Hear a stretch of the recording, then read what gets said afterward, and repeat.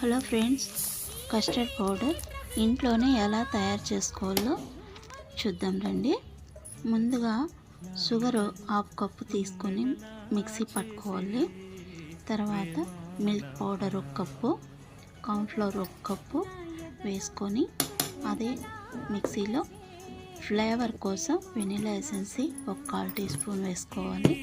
Colour కూడా food colour yellow 1/4 teaspoon వేసుకొని mixie పట్టుకొని బాగా చల్లారిన తర్వాత ఒక బాటిల్లో వేసుకొని మనం పక్కన పెట్టుకోవచ్చు. మనకి ఇష్టమైనప్పుడు ఏదైనా చేసుకోవాలా స్వీట్స్ అన్నప్పుడు మనం కస్టర్డ్ పౌడర్ కోసం అంగడికి వెళ్ళే పని లేకుండా ఇంట్లోనే ప్రిపేర్ చేసుకొని పెట్టుకోవచ్చు.